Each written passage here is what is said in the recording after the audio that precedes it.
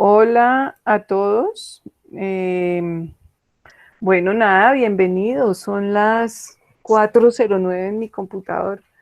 Bienvenidos una vez más a este espacio del malpensante. Rápidamente nos ajustamos como a las condiciones del planeta entero y es un placer tenerlos acá. Posiblemente este es un experimento que llega para quedarse, por fortuna, en todos los canales del malpensante. Así que bienvenidos. Hoy tendremos una charla ofrecida por Luis Felipe Núñez sobre Faulkner. William Faulkner es uno de los autores y escritores pues, norteamericanos, premio Nobel, bien reconocido. No sé qué tanto he leído hoy por las nuevas generaciones, pero finalmente es uno de los grandes clásicos. eh, Luis Felipe nos convidó, digamos, a hacer esta conversación sobre Faulkner porque veníamos en un club ya más privado, un club de lectura con Alonso Sánchez Baute sobre Cien años de soledad. Y claramente, pues la conexión entre Faulkner y Yoknapatafua y Macondo pues es como muy clara en aquellos que conocen la literatura universal, por decirlo de esa manera. Luis Felipe Núñez, ya mi rol aquí, yo soy la directora ejecutiva del Malpensante, mi nombre es Diana Castro, estoy disponible para ustedes cuando quieran en el correo, ya podrán verme en lo virtual más asiduamente. Todo el equipo Malpensante, Angélica, Andrés, María Camila, estamos aquí para ser parte de fortalecimiento de esta tribu en tiempos de resistencia. Así que bueno, Luis Felipe lo voy a presentar, es un narrador, ha ganado 2 premios, el premio Cueva en el 2014 con un cuento que se llama Abracadáver. También ganó el premio Bogotá 2018 con otra narración llamada Frutas de Duelo, si no estoy mal, sí. Y es un escritor, digamos, constante de nuestra revista El Malpensante. Escribió una crónica muy interesante sobre el Turco Pavalló en el especial que tuvo El Malpensante el año pasado sobre vallenato, una edición que quedó súper agotada. Es una edición coleccionable, dirigida editorialmente, pues además de contar con todo el equipo editorial en cabeza de Andrés Hoyos y Karim Ganem.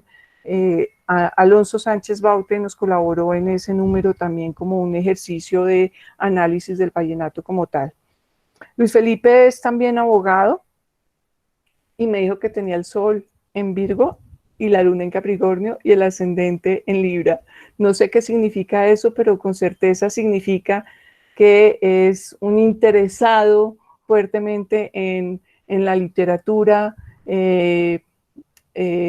muy dedicado a la investigación también y a sus análisis de profundidad. Entonces, pues yo los dejo con él. Luis Felipe, bienvenido. Yo sé que vamos a tener una charla súper grata. Ustedes podrán preguntar por el chat. Yo creo que todos manejan estas herramientas y si no, pues estamos ahí para ayudarlos. La idea es mantener los micrófonos apagados y pues a los que tengan baja conexión, pues apagan sus cámaras también para que puedan escuchar por lo menos lo que está sucediendo. Y al final habrá un tiempo de preguntas, así que bienvenidos y cuídense, ¿no? Por favor, adentro en sus casas.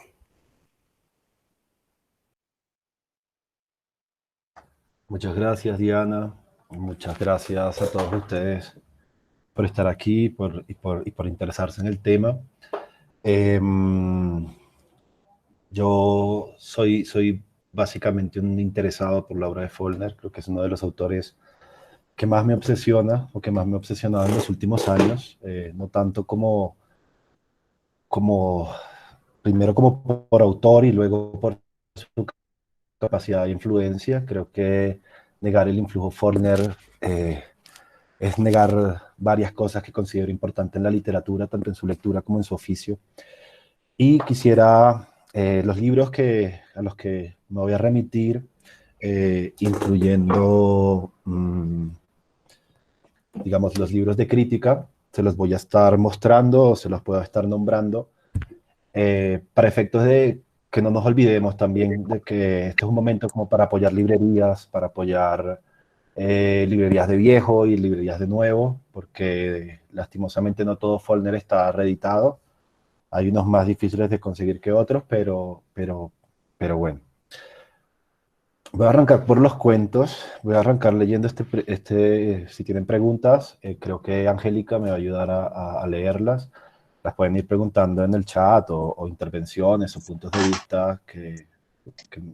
Hola, yo soy Angélica y voy a estar leyendo el chat. Voy a hacer también soporte técnico. Si necesitan cualquier cosa, nos escriben. Y por favor, continúen con nuestro escritor estrella invitado. Bueno, este texto fue traducido por Aurora Bernardes, que fue pareja de Cortázar y además fue, digamos, como una de las traductoras de Follner que compiló, digamos, estos textos que nos gustan a todos los que nos iniciamos en Follner, que está desde Todos los pilotos muertos hasta Una rosa para Emily, El incendio de los graneros, etc. Y bueno, en las fotos instantáneas, hechas de prisa, corriendo, ahora descoloridas, con los cantos doblados al cabo de 13 años, alardean y se jactan un poco, flacos, endurecidos, con sus arreos marciales de latón y de cuero, y posan de pie al lado de las formas esotéricas, de alambre y madera y lona, apoyados en ellas, en las que volaban sin paracaídas, y también ellos tienen un aire esotérico, un aire de apoteosis, de una raza vista solo un instante al fulgor de un relámpago, y acto seguido esfumada para siempre. Y es que ya están muertos todos los aviadores de antaño, muertos el 11 de noviembre de 1918, cuando se ven las fotografías modernas en las que salen ellos, las fotografías recientes hechas junto a las recientes formas de acero y lona, con una cobertura abatible sobre el motor, con alerones articulados, parecen un tanto extravagantes, aquellos jóvenes delgados que un día alardeaban y se jactaban un poco, parecen perdidos, aturdidos. En esta era del saxo para la aviación, parecen tan fuera de lugar, un tanto anchos de cintura, con los sobrios trajes de chaqueta de hace 30 o 35 años. Bueno, Follner es, digamos, como este cuento en particular, y quisiera empezar la charla sobre Follner desde aquí, y este cuento le encantaba a Onetti. Digamos, fue uno de los textos reveladores para Onetti, quizá con Esther Primavera de Roberto Arlt, y él empieza a interesarse en Follner, que también fue otro de los grandes lectores de Follner, por este cuento, que amaba, y ya ahorita que hablemos de Sartori les digo algo más. Yo llego a Follner básicamente por la muerte de García Márquez, primero porque soy de Valledupar, me interesa la literatura y no puedo desconocer, digamos, esa cuestión tutorial que tiene García Márquez sobre los escritores, y que no solamente es una intuición mía, sino que se manifiesta en varias generaciones de escritores que no superaron su obra, no a modo de superar linealmente, sino como se superan a los amores, digo yo. Y este recurrencia en García Márquez y del modo en que yo leo me hizo preguntarme qué es lo que leía García Márquez y por qué era insuperable cuando yo le doy la primera lectura de Cien en Soledad y no puedo salir de la estupefacción que me causa que todos los episodios ahí consignados se remitan a mi infancia, como si el tipo hubiese hecho con la voz de mi abuela lo que yo hubiese querido ser cuando empecé a cuestionarme por la literatura y a ver el mundo desde la literatura. Entonces, doy con la suerte de que Gabo se muere un Jueves Santo, y este dato es importante porque Úrsula Iguarán se muere un Jueves Santo, y ya pues uno se vuelve paranoide buscando referencias entre una cosa y la otra, pero en Intruso en el Polvo, que es una novela que leeré ahorita, de la que leeré un fragmento, Follner también prevé su propia muerte a través de uno de los personajes, que es el abuelo de Gowan Stephen, y dice que se cae de un caballo y luego termina muriendo, porque Follner murió así. Entonces, cuando Gabo se muere, con nunca antes vi noticieros repletos de escritores y de críticos a los que se le oía mucho la palabra Follner y la palabra Yognath-Pataufa. Y creo que Saki tiene un cuento que se llama Randy Bastard, que es un niño que nombra a un hurón y cuando le pone el nombre sabe que el nombre tiene la suficiente entidad como de algo misterioso, y a mí la palabra Yognath-Pataufa creo que fue casi una revelación. Yo estaba tomando un curso con Augusto Pinilla en la Casa de Poesía Silva y casualmente habló que sus alumnos de la Javeriana le habían regalado una imitación de la Mont Blanc Railed Edition de William Faulkner.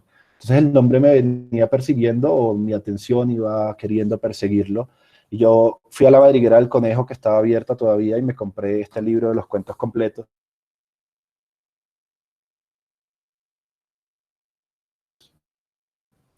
Con Nadie Literatura. Entonces básicamente lo compré y leí los 2 primeros cuentos, Un techo para la casa del señor y eh, eh, que en ese momento, pues, digamos, fue muy importante y bueno. Y Augusto no son mejores las novelas y tal, porque además Augusto es un tipo que tiene una sensibilidad poética tremenda, y es un convencido de que la poética del siglo, o que gran parte de la poética, o al menos la mitad de la poética escrita en el siglo XX, se escribió en prosa, ¿sí? Como nosotros leímos la Biblia, como nosotros leímos la Metamorfosis de Ovidio, las leímos en prosa, aunque son textos de alta carga poética. Entonces, me dice, no, Faulkner es un poeta bárbaro, pero la vaina es que sus novelas son superiores y tal.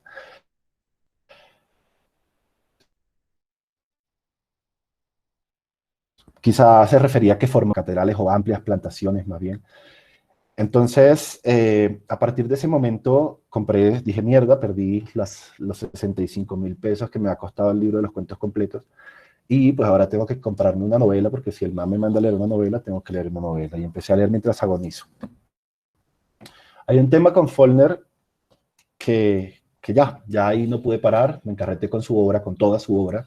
Me parece que es de esas obras a las que cuesta penetrar, pero una vez adentro no hay manera de salir bien librado o de salir. Y agradezco mucho la lectura de Faulkner porque aprendí cómo escribía García Márquez o cómo funciona la escritura. Hablar de García Márquez, cuando hablo de García Márquez, no solamente me refiero a García Márquez, sino a otros escritores al funcionamiento mismo de la literatura, ¿no? Creo que cuando uno entiende el modo de escribir de un escritor, entiende a todos los escritores, ¿sí? Y cambia palabras, cambia palabras como plagio por tradición o qué sé yo, y para mí fue esa puerta. Y bueno, para muchos otros, también por esta cuestión de, aparte de ser costeño, ser latinoamericano, y descubrir el influjo que tuvo desde Rulfo hasta Cortázar, porque pues me atrevo a decir que en Las Palmeras Salvajes podría encontrar relaciones, por ejemplo, entre Las Palmeras Salvajes y algunas cuestiones de Rayuela, sobre todo en los capítulos de la pareja. ¿Tienen alguna pregunta, Angélica? Pasa que me salen las bolitas del chat perdón. Bueno. No, es entonces, posible, Luis, mira, sí puede ser posible que puedas ver el chat a la vez. De pronto ahí tú mismo vas viendo si te salen las bolitas del chat. De pronto es una pregunta básica. Ahí estaban diciendo, por ejemplo, que un autor difícil en el cual pues es difícil iniciarse es Borges, es cierto, pero hay autores en los que tú te inicias y nunca puedes salir de ahí. Entonces creo que por ahí va la pregunta, los comentarios, tranquilo. Ok, listo, ya la abrí. Es que también es mi iniciación como youtuber, entonces entenderán que yo dije, ¿por qué están saliendo estas bolitas y de dónde salen? Ahora todos somos grabados de youtuber, no te preocupes. Entonces, sí, creo que, digamos, al final de La muerte de la brújula, a propósito de Borges, está esta cuestión de yo conozco un laberinto de 2 puntos en los que se han perdido millones de hombres, Y creo que la relación, a propósito que dices lo de Borges, mi relación con Follner es un poco, y es pretencioso que lo diga, y lo digo sin ese ánimo, pero suena pretencioso, la relación que tenía el mismo Borges con Ulises, ¿no? Que dice que hay libros que son laberintos, ¿no? Y que Ulises es un gran laberinto, y que es laberinto en la medida en que alguien lo construyó y que tiene una lógica, etcétera. Y creo que Follner que es otro laberinto, ¿no? O sea, y Borges mismo, ¿no? Es ese laberinto en el que muchos hombres se han perdido y muchos hombres se perderán seguramente. Entonces, sí, decía que desde Borges, que fue traductor no solamente de Follner, pero que tradujo Las Palmeras Salvajes, y creo que dicen que no es la mejor traducción, pero esa es otra de las grandes frustraciones que me encaminó a encarretarme con Follner, y empieza con no poderlo leer sino en castellano. Yo no leo en inglés, pero el mismo Follner me sacó de la traba, ¿no? O sea, como que el mismo Follner en la entrevista de Paris Review dice, le preguntan, señor Follner, sus personajes tienen un alto contenido psicológico, usted seguramente ha leído bastante a Freud, y le dice, no, sabe que no lo he leído, pero estoy tranquilo, porque Shakespeare tampoco. Entonces dije, bueno, eso alicienta, porque no sé si Follner habrá leído la Biblia en hebreo, o si etcétera. Entonces, digamos, para hablar un poco de Las Palmeras Salvajes, que es un libro lindo y que, a propósito, que están hablando de Borges, tiene, yo creo que, no les voy a decir dónde está, pero es una novela constituida él lo llama contrapunto, son dos novelas en una que integran un mismo libro, y Borges traduce esto así, para el que le gusta Borges, que escribió ahí, que es Robert, sí, Robert. Fíjate en esto que traduce Borges de Follner, que dice, con todo el arrastrarse a la tumba, con toda la arrugada y marchitada y derrotada de Sión, no la derrota, sino una vieja costumbre, aceptando la derrota que me permiten adherirme a la costumbre, y los pulmones asmáticos y las penosas entrañas, incapaces de placer, pero después de toda memoria podía vivir en las viejas entrañas jadeantes, y ahora la tenía a la mano, irrefutable y clara y serena, mientras la palmera golpeaba y murmuraba seca y salvaje y débil en la noche. Pero él podía afrontar la memoria, pensando, no es que pueda vivir, es que quiero, es que yo quiero, la vieja carne al fin por vieja que sea, porque si la memoria existiera, fuera de la carne no sería memoria, porque no sabría de qué se acuerda, y así, cuando ella dejó de ser, la mitad de la ceremonia dejó de ser, y si yo dejara de ser, todo el recuerdo dejaría de ser. Sí, pensó, entre el dolor y la nada, prefiero el dolor. Bueno, así va la cosa. Hay una cosa para darles un poco más de contexto sobre el autor, ese es el motivo de mi obsesión, digamos, no encontraba razón, porque leerlo en castellano resulta impenetrable a veces, perderse, por ejemplo, la cuestión del acento, porque son escritores, igual que García Márquez, muy emparentados igual que García Márquez y que Joyce en Ulises, como emparentados a cómo se habla y a cómo esa captura, ese registro del habla que a veces se presenta como perecedero, es constituyente de la identidad, ¿no? Entonces en Follner encontramos que hay unos blancos, pero que son blancos pobres, que hablan diferente, que hay unos blancos que son ricos, que hablan diferente, que hay unos negros que hablan diferente, y que todo se construye a través de la palabra. Bueno, lo primero que habría que decir sobre el autor es su relación con el tiempo. El libro que acabé de leer es Las Palmeras Salvajes. Yo lo tengo en la edición de Edasa, en la traducción de Borges, si lo ven acá. Y habría que decir algo sobre Borges. Luis, dos Dime. apuntes. Dime. El primero, ¿tú qué opinas? Jesús Dime. Ovallos nos dice que leer a Faulkner con traducciones españolas es muy, muy mamón.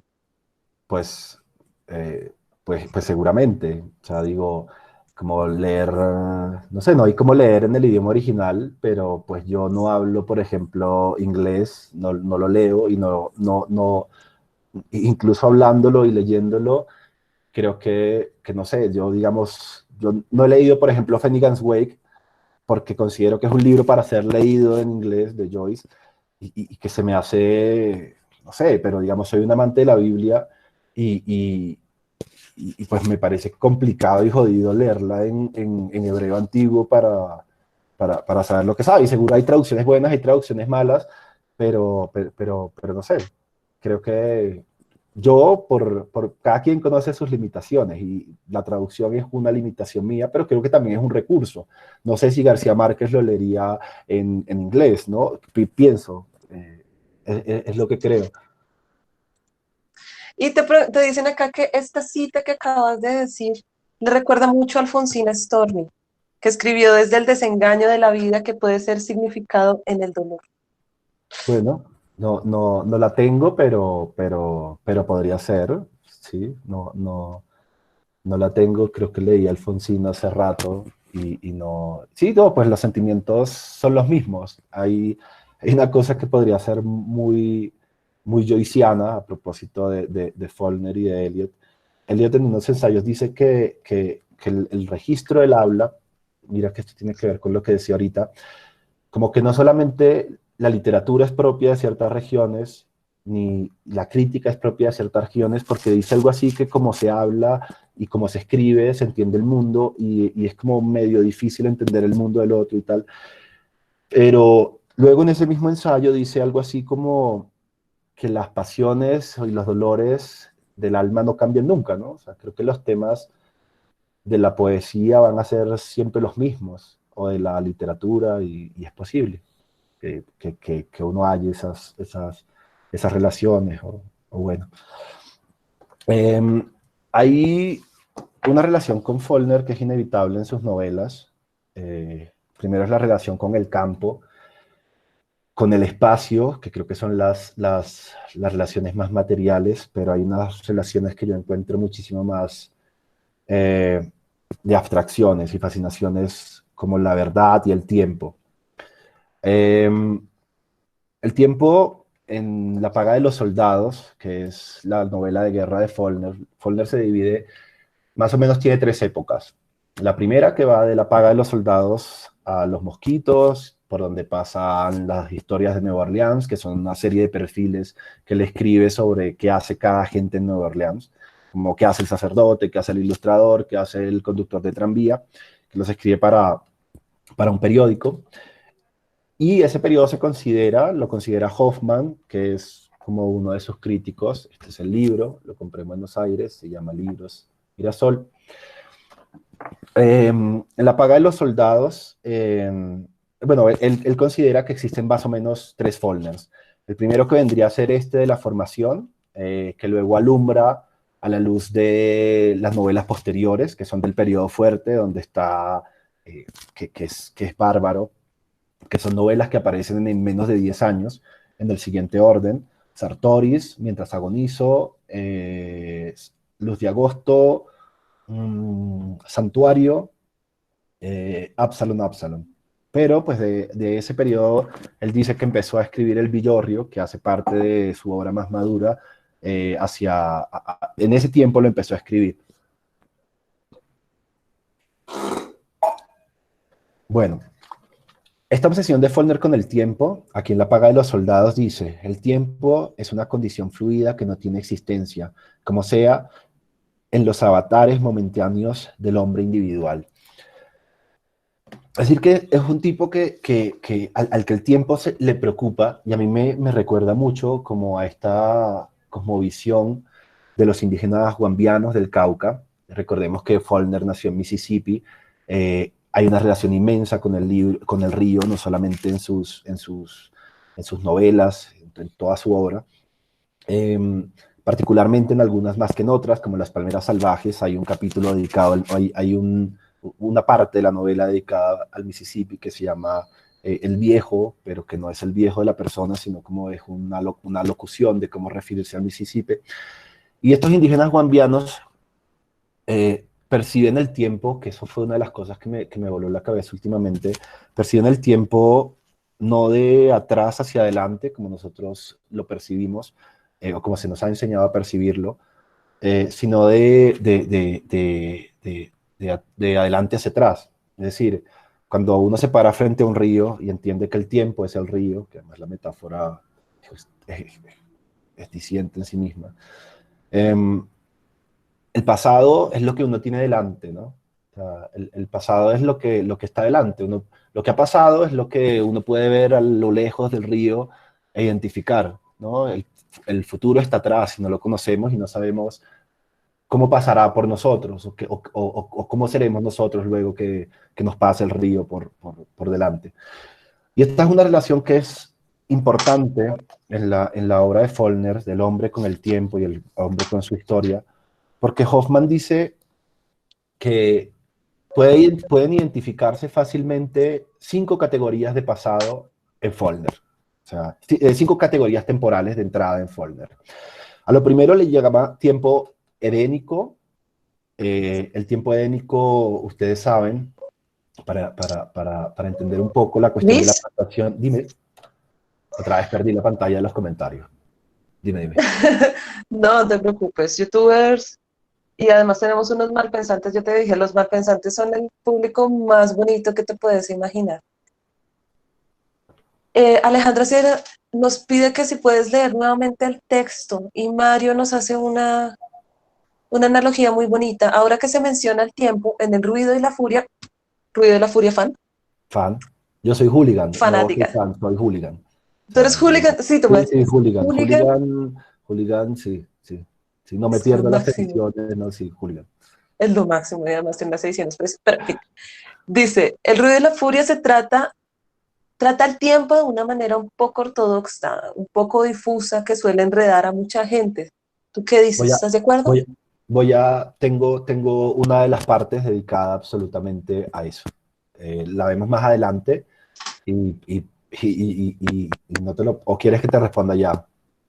Sí, creo que la puedo responder. Digamos, ese tema que a mí me apasiona también, pero creo que primero definamos el tiempo. O sea, primero definamos como qué es para Follner el tiempo o qué ve Hoffman sobre el tiempo de Follner y luego entramos a ver cómo funciona esto en El Ruido y la Furia o en Absalón, Absalón o porque por supuesto. Listo, ¿Quieres? entonces, o tú verás si les damos una pequeña respuesta como para salir de este espacio. Y Vale. más adelante, entonces, volvemos a remitirnos a la pregunta de Mario y ya se la explicamos Follner dice esto completica. sobre el tiempo. Follner dice esto sobre el tiempo y particularmente el sonido y la furia, el ruido y la furia.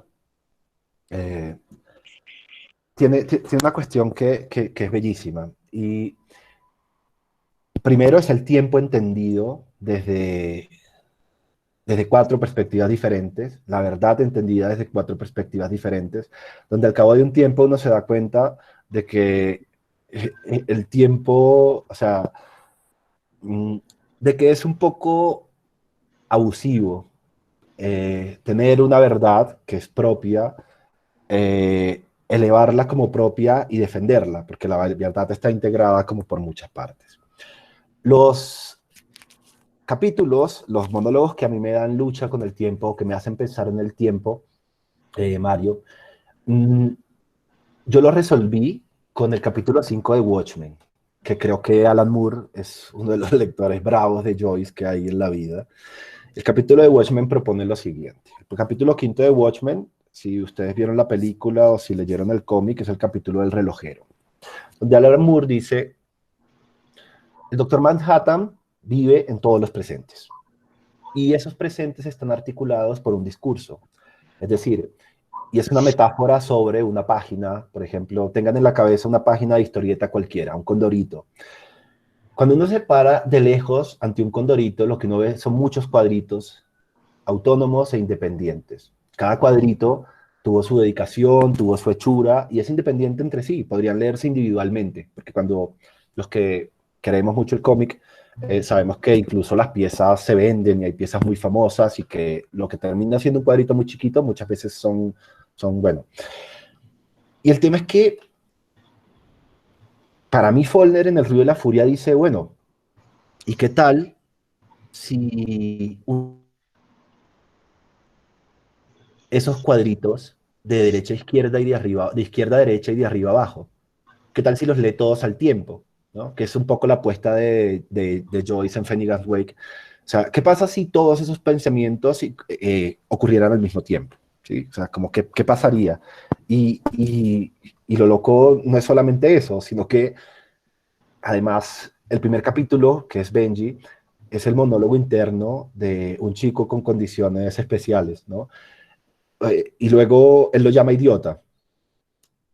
Luego, en el segundo capítulo, desprovisto de absolutamente cualquier razón, pero en el segundo capítulo nos narra el monólogo de Quentin, que es un tipo en sus cabales, a quien él identifica como el héroe, hace una comparación ahí con Macbeth, pero lo vemos ahorita, y casi que le da el mismo grado de locura a la desesperación esta de Quentin tal, que a Benji, ¿no? Y es curioso, creo que Follner es un gran cuestionador del tiempo. Creo que uno de sus sucesos importantes es la Guerra de Secesión y ya por eso creo que ya lo vamos ligando con esto.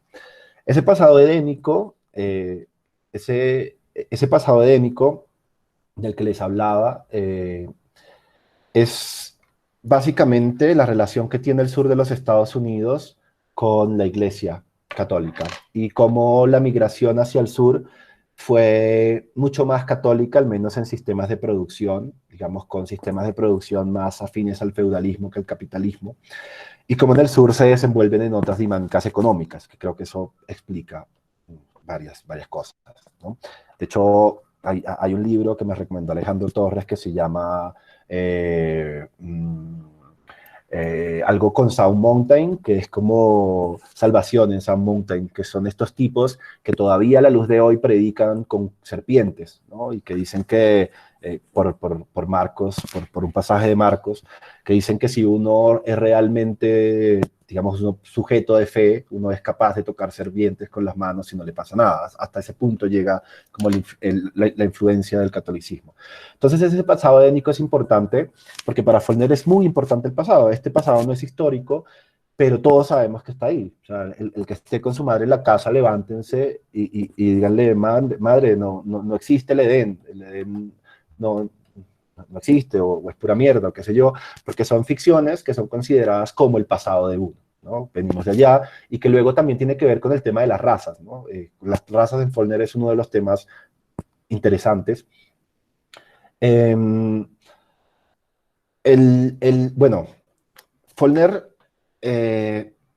nació en el 897. El sur había... No, ya voy porque nos quedamos en el pasado edénico y eso tiene que ver con la Guerra de Secesión, que ya lo voy a contar. Luego tenemos este pasado... Dime. Ya tendremos tiempo para todas las preguntas a la medida que vayamos avanzando. Yo creo que abriremos también una parte para que ustedes puedan abrir sus micrófonos y preguntarnos. Esto es un club de lectura.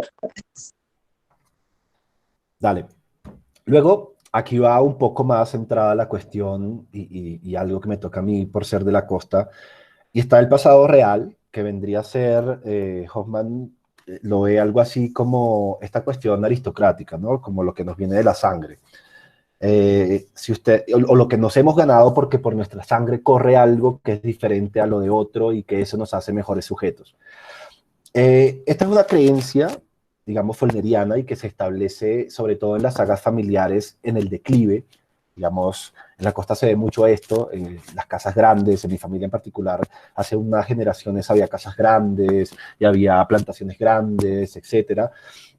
Creo que es otro punto de conexión entre García Márquez y Follner, ¿no? El tema de la relación entre esas casas que uno ve en el sur y las que ven en Santo Domingo, las que ven en Cuba, las que quedan en Barranquilla, por ejemplo, que permiten avistar un pasado, un buen pasado, ¿no? Y que luego esa nostalgia de haber sido eso y ya no serlo, crea una distorsión en todos los personajes, ¿no?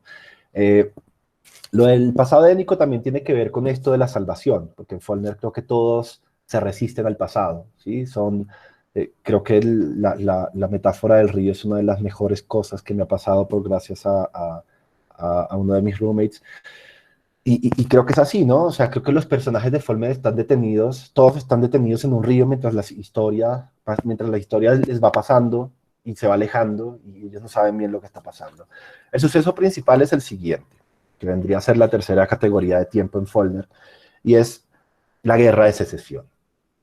Lincoln, como en el 61, abole la esclavitud, en el 60 o en el 61, abole la esclavitud.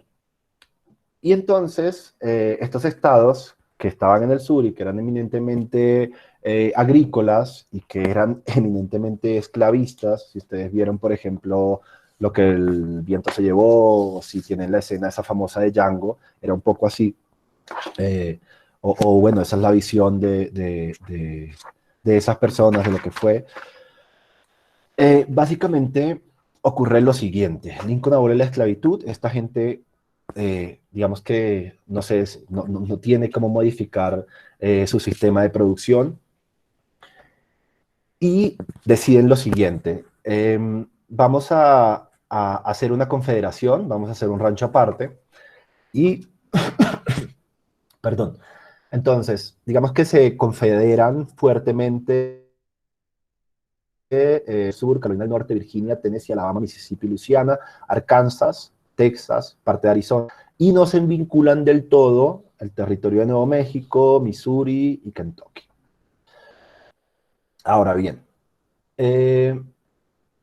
esto crea, digamos, arman rancho aparte, y a Lincoln no le gusta nada la idea, entonces crea básicamente dos bandos: están los soldados de la Confederación y los soldados de la Unión.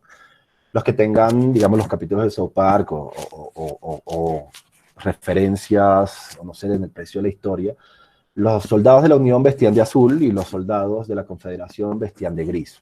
¿Sí? Luego esto se va perdiendo con lo largo de la guerra, pero es una guerra que resulta sumamente pesada para los estados del sur, sobre todo porque la guerra se libra en el sur. Es decir, los estados sureños no se confederan para declararle la guerra al norte, sino para hacer su rancho aparte. Entonces Lincoln dice, bueno, está bien, van a hacer su rancho aparte, nosotros vamos a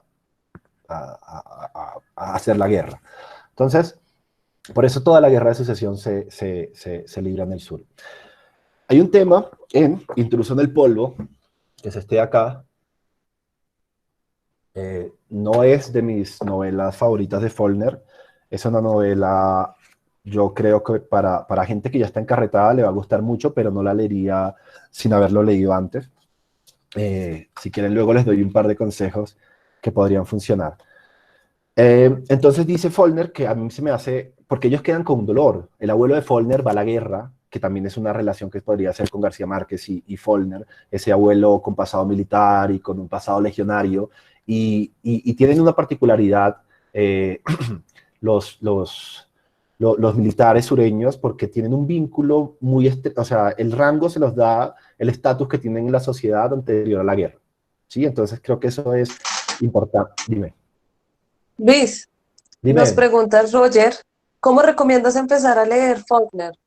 ¿Con qué libro empiezas a leer a Faulkner? Hay dos caminos. O sea, yo me hice fan por este libro que se llama Sartoris, y ahorita les cuento por qué. Me hice fan hooligan de verdad. Pero, porque parece como cuando yo hice clic y dije por qué le gustaba García Márquez, y me di cuenta de que el árbol familiar de los Buendía y el árbol familiar de los Sartoris tiene relación, tanto así que a ver, no sé si se ve en cámara. A ver, este es el árbol. Hay una clave de lectura de Faulkner, y es que yo en todos los libros tengo genealogías como esta, porque los nombres se repiten, los nombres cambian. Podría mostrarles un par. Tengo esta, que es el de Sartoris, por ejemplo. Por aquí tengo la del Sonido y la Furia, que es la de la familia Compson. Estos sobrecitos tienen una historia, pero después se las cuento. Por ejemplo, Mientras agonizo. Mira, esto lo leí en 2015 y está detrás de un separador de la valija de fuego, y está como todos los personajes y qué hacen. Por ahí tengo el de Santuario, etc. Entonces creo que ante esa carga de personajes y de sucesos, es mejor anotarlos. Yo creo que hay varios libros de Faulkner a los que he tenido que leer dos veces, por ejemplo, las 100 primeras páginas. Pero hay un camino que a mí se me parece el fácil, el recomendado, y es este. No sé si se ha reeditado. además a mí esta edición me parece muy bonita, Los Invictos se llama, y me parece porque narra la infancia de Bayard Sartoris. Entonces, como me gustó tanto este libro, o sea, cuando leí me fascinó, ¿sí? Porque es como si te echaran el chisme de qué fue lo que pasó antes de este. Y eso es algo a tener en cuenta. Faulkner es un escritor al que recomiendan leer en orden. O sea, no es una directriz rígida, pero recomiendan leerlo en orden porque son alrededor de 20 novelas y en las novelas los personajes se cruzan, los personajes crecen, se desarrollan, mueren, y entender cómo esa dinámica es como una de las cosas que más cuesta, ¿sí? Bueno, entonces les seguía contando. Y creo que este es una de las... Faulkner es un escritor que se confiesa a través de sus personajes y a través de los puntos de vista de sus personajes sobre cómo ve el sur. Y creo que uno de los puntos que toca, el sur queda destruido después de la guerra. Ahí creo que es aquí no recuerdo dónde lo leí, pero creo que es en Intruso en el Polvo, donde alguno de los personajes cuenta como con gracia que una vez se bajaron unos turistas del norte a preguntar que dónde estaba la catedral famosa y muy vieja de este estado, ¿no? Y dice como, no, lo que pasa es que la catedral básicamente la destruyeron en la guerra de secesión. Entonces, digamos, como comprender la destrucción de un pueblo por motivos que son ajenos, ¿no? Y creo que aquí él se faja y dice, porque creo que es donde habla de la libertad formal de los esclavos, y en algún punto dice como, ¿libertad para qué? O sea, como que fue un acontecimiento que llegó demasiado fuerte, que ellos no se esperaban y en algo que no sabían que estaban haciendo mal. Luego pues, habrá distancia sobre eso, sobre no. Faulkner no fue un tipo de pronunciarse nunca en vida. Yo entiendo que la labor del escritor no es tomar partido sobre la realidad, sino más bien narrarla como con cierto... ¿no? O tomar un partido del que uno se pueda retractar después, pero eso no es fácil de hacer, ¿qué tanto? Entonces, bueno. Es lo que defendemos, en la realidad, el privilegio de liberarnos a nosotros mismos. Tendremos que hacerlo nosotros por alguna razón, de que ningún otro puesto desde ningún otro puesto hace un siglo por el norte que lo intentó llevar ya 65 años, admitiendo que fracasaron. Así que tendremos que hacerlo nosotros. Pronto, esta cuestión no será una amenaza siquiera. No debería serlo ya. No debería haberlo sido nunca. Sin embargo, si lo fue el sábado, probablemente vuelva a serlo. Puede que una vez más, puede que dos, puede que luego ya no. Se habrá acabado. La vergüenza seguirá presente, por supuesto, pero toda la crónica de la inmortalidad del hombre está en el sufrimiento que ha soportado su lucha hacia las estrellas, en los escalones de sus expiaciones. Entonces, va a decir un poco, y creo que es una de las nostalgias recurrentes en Faulkner, y es la nostalgia del derrotado, porque la derrota conlleva drásticamente que estas familias que venían creyéndose, digamos, asignadas por Dios o por dioses, de alguna manera privilegiadas, empiezan a decaer, porque básicamente al destruirse las plantaciones, destruyen los cultivos, destruyen las casas, destruyen los monumentos. Para esto es súper lúdico, lúdico no, ejemplar, digamos, el contacto, digamos, más, o quizá por fan lo digo, es lo que el viento se llevó, ¿no? Cuando llegan, creo que están en Georgia o qué sé yo, destruyen la ciudad por completo. Y son ciudades que se están destruyendo, a los que después la gente vuelve a seguir la vida como si nada, pero ya tienes la derrota a cuestas. Y hay gente muerta, y ya, tienes que vivir como un derrotado, ¿no? Y creo que descender de una manera tan abrupta, porque la guerra de secesión, además que tuvo muchos muertos, duró 5 años, descender de esa manera tan abrupta no creo que sea tan chévere, ¿no? O sea, como de la noche a la mañana estar sin nada, creo que es algo que Faulkner plasma en toda su obra y por eso creo que tiene esa sensación. Luego, es paradójico y creo que Faulkner lo sabía, pero su punto de vista es eternamente blanco, ¿no? Hay un fenómeno en el que me hizo caer en cuenta Andrés Hoyos hace poquito, recién, y es que cuando Lincoln decreta que es un proceso que ahí sí uno se da cuenta que 100 años no son nada, ¿no? Este proceso que empieza en los 60, los estados republicanos, los estados sureños fueron demócratas. Cuando Lincoln, digamos, cuando Lincoln decreta la abolición de la esclavitud, son estados que son demócratas solo hasta los años 60 con la lucha de los derechos civiles y Malcolm X y Luther King, etc. ¿Sí? O sea, como solamente hasta que ese proceso de 100 años, digamos que termina o se mete en otra cosa o supera una cosa para meterse en otra, creo que el pueblo se vuelve muchísimo más conservador. Y eso es como curioso de ver. Porque creo que Follner contempla que su visión es blanca y que por fuera de su obra se quedan otras versiones, pero creo que esa es una suerte con la que corren, digamos, todas las visiones, todas las visiones sobre la realidad, creo que conllevan a esa fuerte y creo que justo, digamos, estamos en el momento para cuestionar ese tipo de cosas, ¿no? Para decir, bueno, Follner nunca contó, nunca habló de, no sé, casi que todos los negros de Follner, creo, y puedo equivocarme, pero si me equivoco les digo, son básicamente el tío Tom, ¿no? O sea, son el negro bueno. Y a Follner le gusta el negro bueno. O sea, de hecho, desciende Moisés. Una de las cosas lindas que tiene, digamos, Follner es una de las cartas que él escribe cuando su criada, la señora que lo cuidó, me imagino, en Desciende Moisés, que tengo esta edición de cátedra linda, dice, a Mami Caroline Barr, Mississippi, la señora vivió 100 años. Entonces, una de las cartas lindas, o una de las cartas lindas que él manda es cuando se muere ella, y es bárbara, bárbara, bárbara, porque había esa cuestión como de devoción entre ambos y tal. Bueno, luego tiene los sucesos, ese fue reciente, que va a dar como los sucesos que pasan en la novela, o sea, como toda esta relación Sartoris, todo lo que le pasa a las familias en el entretanto, y así.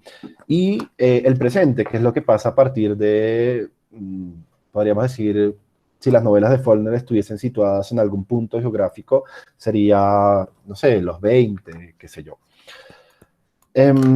Creo que así queda un poco resuelta el tema del contexto. Bueno, espero que estén allí porque solo me estoy escuchando yo. Sí, seguimos aquí. Ok. Bueno, entonces, ¿por qué considero yo, digamos, en los pensamientos, porque soy un tipo que a veces piensa mucho en Follner, que tuvo un impacto tremendo en América Latina? Yo tengo de Absalom Absalom esta edición, digamos, esta es una de las recomendadas, fundamentales, yo creo que es como de mis libros favoritos, pero lo que pasa es que perdió la pasta en una reencuadernada, pero esta es la edición de Sudamericana, la viejita. Y entonces, sabiendo eso, me pregunto yo, quisiera que habláramos un poco en desorden, creo que una charla sobre Follner no puede ser, no, mentira, no puede ser ordenada, iba a decir. Quiero que hablemos un poco de Absalom Absalom, pero me gustaría a partir de un rato concentrarme en El sonido y la furia, que por cierto lo acaba de reeditar, creo que de bolsillo, en unas ediciones conmemorativas de los premios Nobel, y que pues se puede comprar. Hay algo cuando... Luis, Dime. Julián Camilo Dime. Ibarra nos dice que en el libro Relatos de Follner hay muchos relatos sobre esa guerra. ¿Conoces el libro? Depende, porque hay 2 libros de Follner que contienen relatos. El primero, o sea, lo que pasa es que Follner, vamos a ver, Follner escribe... ¿Cuántos libros de Follner tema, tienes? toda la obra en español, pero toda la obra. Y pues allá tengo otros, pero no los quiero bajar, pero toda la obra. O sea, de fan, ¿sabes? ¿No? No me jodiendo. A ver, para responderles un poco, y creo que este aspecto es importante. Cuando ustedes vayan a comprar cuentos de Follner, tienen que tener en cuenta 2 cosas. La primera es que Desciende Moisés es un libro de cuentos, puede ser leído como un libro de cuentos. Los Invictos puede ser leído como un libro de cuentos. Gambito de Caballo puede ser leído como un libro de cuentos. Y creo que ya, ¿sí? Creo que como que esos son los cuentos de Faulkner. Luego, dentro de esas ediciones que tienen los cuentos completos, vienen Los Invictos, vienen Desciende Moisés, viene Gambito de Caballo, viene unos de relatos inéditos, pero no les vienen, y por eso les decía que era importante lo que hizo Aurora Bernardes con la traducción de Faulkner, y es que ella compiló, y pues eso es algo que hizo Faulkner después del Nobel, ella compiló los relatos de Faulkner que no estaban dentro de sus libros, ¿no? O sea, que no hacían parte de materias autónomas que concebidas como libros y tal, y entre esos está Una rosa para Emily, Todos los aviadores muertos, El incendio de los establos, etc. Pero sí, hay algo que pasa con los cuentos de Faulkner que a mí me da mucha curiosidad, y es que ahorita Andrés me decía que no, pero yo siento que la obra de Faulkner es una novela, o sea, es la historia universal de un pueblo, ¿no? O sea, creo que si llegaran los marcianos en este momento y saquearan todas las bibliotecas cuando fueran por la F, llegarían a Faulkner y, marica, dirían, John Apatow existió y esta es su historia natural y su historia universal a partir, al menos en los siglos XIX y XVIII, incluso antes, porque en El ruido y la furia luego Faulkner añade una genealogía que va desde el principio de los tiempos en la familia Compson. Entonces, ¿qué pasa con los cuentos? Que los cuentos son chismes o capítulos que no le funcionaron a algunos, o cómo pudo haber terminado una historia que no cale en una novela y cosas así. Igual toda la obra de Faulkner es chismosa, pero es como cuando uno se empieza a interesar por los vecinos, ¿no? Eh, no sé, voy a decir cualquier cosa, pero digamos que a mí me interesan los vecinos de arriba y me interesa tanto por ellos que, no sé, cuando sé quiénes entran a la casa de arriba o me los encuentro no sé, en el supermercado, como que cierto interés. Entonces, con Faulkner pasa mucho, sobre todo, yo lo último que leí de él fue la trilogía de los Snobs, que son 3 novelas que va de El Villorrio, La Ciudad y La Mansión. Y en esa novela dan chismes de todas las anteriores novelas. O sea, es el periodo grueso de Faulkner, el Faulkner ya maduro y tal, y se cuentan chismes que pasaron hace 10 novelas, que uno dice, ya, esto terminó así y tal, no sé qué, o el personaje entra y sale, y tú dices como, marica, yo ese man lo conozco, ese man lo he visto antes, y ese man fue el que hizo las entrevistas en no sé dónde, o este man se suicidó, o este man fue el que le quemó la casa tal, o el establo, etc.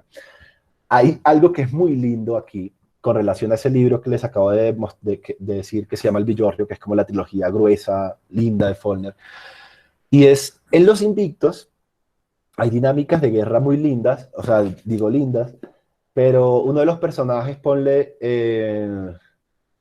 es la abuela de los Compson, no, la abuela de los Sartoris. La abuela de los Sartoris, entonces ella es una señora sureña a la que le roban unos caballos y ella se va a buscar al director de las tropas, el que dirigía a la gente que le robaron los caballos, y este tipo le hace algo así como un pagaré, donde dice, señora, busque sus caballos y con este pagaré usted puede reclamar los 50 caballos que le robaron. Claro, la vieja, yo me imagino una abuela costeña enfurecida, en chanclas, sí, de toda la escena, hablándole a un general o a un lo que sea, diciéndole como, no, venga, devuelvan mis caballos porque usted no me puede hacer eso y tal. La vieja empieza a falsificar Spoiler, esos, spoiler. no, porque se puede leer como cuento igual, empieza a falsificar esos documentos de los pagarés con la firma exacta del general, y en algún punto dice Faulkner, esta señora Compson o Sartoris, no, sí, esto es Sartoris, esta señora Sartoris, pero de los Invictos, esta señora Sartoris le quitó más caballos a la Unión que la Confederación misma. O sea, en cabeza de ella, o sea, los robaba, y entonces la vieja los compraba y se los vendía a los soldados de la Unión, ¿sí? O sea, cada vez que encontraba una tropa, les quitaba 50 caballos, les quitaba las marcas y se los devolvía a los soldados de la Unión. Entonces es como esas dinámicas extrañas de guerra y sin televisión, que uno dice como, pucha, al otro día hablaba con un amigo y me decía, un amigo no de letras, por supuesto, y me decía como, no, pues es que hay historias que ya se han contado y pues ahora yo decía, hay un interés por el campo. Si alguien le hubiese dicho a Follner como, marica, vas a contar la historia de unos campesinos, o sea, seguramente los viejos se cagan de la risa o pasa algo, qué sé yo. Hay un antecedente lindo que tenganlo en cuenta los que les interese el tema, y es, hay un tipo que se llama Giovanni Verga, que el hombre escribió, el tipo es un escritor italiano de finales del siglo, finales, de finales del siglo XIX. Giovanni Verga escribió un cuento que luego se hizo ópera que se llama La Caballería Rusticana, que es uno de los temas de Toro Salvaje de Scorsese y que es la ópera que va en El Padrino 3 al final.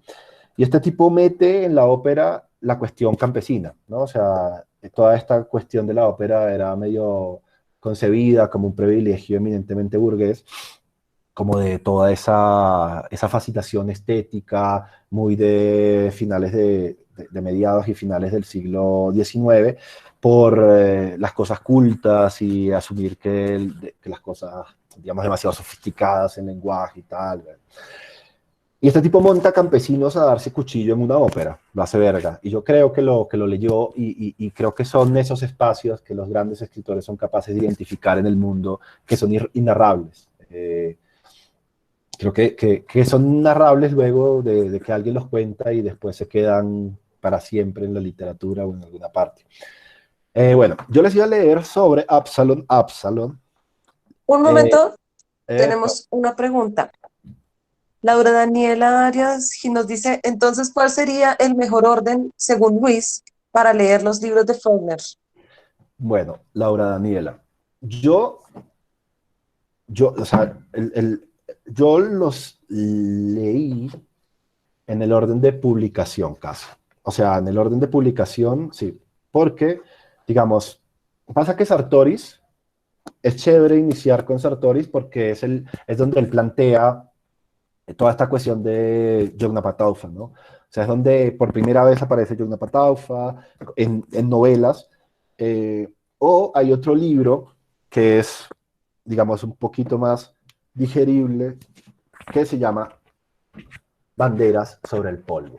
Este libro y este libro son los mismos, solamente que este es el borrador, ¿sí? O sea, pasa más o menos lo mismo, pero este es el borrador que fue publicado después y que se convirtió, me imagino que después del Nobel o la popularidad de Follner, en, digamos, como en otro libro, que es algo muy recurrente, como cuando las editoriales se dan cuenta que un escritor es bueno. Empiezan a publicarles cosas como esta, sus cartas, tal, etcétera. Entonces, yo empezaría, si tuviese que volverlo a leer, empezaría por Sartoris, pero si lo considerara, empezaría por este libro o por o por los Invictos, ¿sí? O por Sartoris mismo. En ese orden, seguiría con, si consideras que es impenetrable el sonido y la furia, déjalo para después. Leería Mientras agonizo, luego leería Luz de agosto, que se deja leer también sin los otros, y dejaría como este match para el final, que creo que es como súper, súper, súper. Este libro negro es Absalón, Absalón. Pasa es que Quentin, este es el segundo libro, entonces este es, sí, el segundo, el libro que va después de Sartoris, el segundo de la saga, pero aquí Quentin muere, y este es el sexto, y aquí Quentin está vivo. Entonces, como entender la temporalidad y cómo va y viene Follner en los libros es interesante, pero tampoco es imposible. O sea, es una cosa que uno le va cogiendo el tiro. O sea, uno va como descubriendo justamente las claves de ese laberinto. Me imagino y que bueno. O sea, ahora, no de nada. Sí, igual sobre esto se ha escrito. O sea, Follner es un autor bastante comentado y pueden acudir desde guías hasta crítica de Follner que les ayude a entender qué es o por dónde empezar a leerlo, porque pues, entiendo que todos los escritores tenemos fascinación, los lectores tenemos fascinaciones diferentes y bueno, a mí me funcionó así. Entonces dice, como hago un toque. Bueno.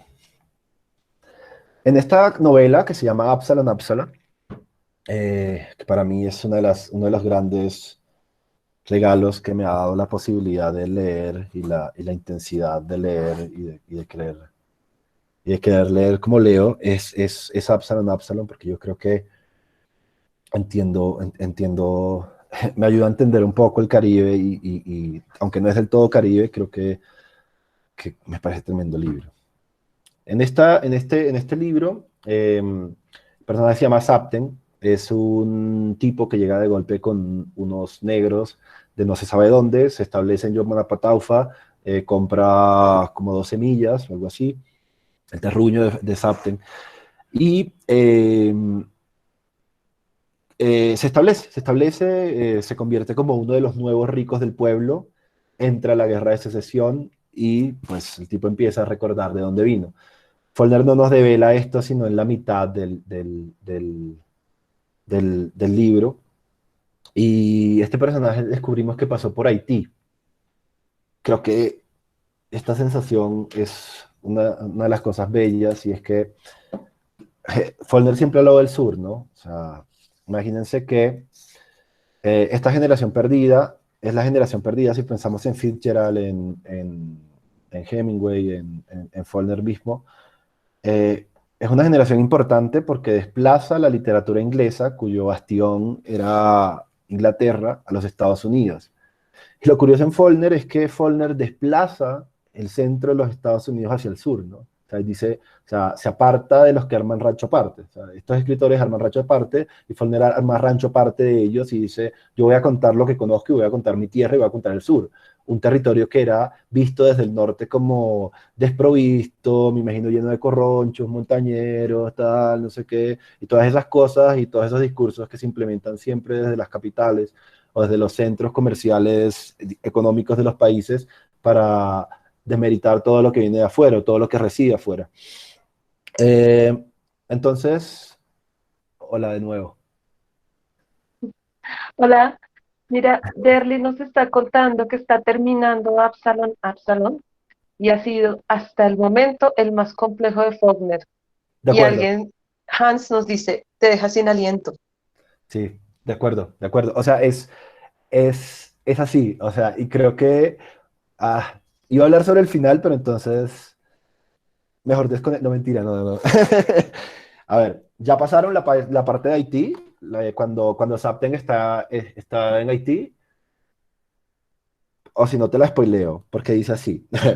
Porque creo que cuando el tipo dice, sí, en el sur estamos jodidos, pero hay algo más al sur.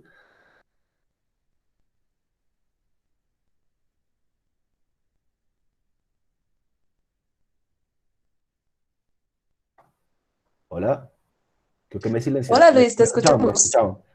Pasa que me silenciaron Sí, el micrófono, creo. ¿Ah?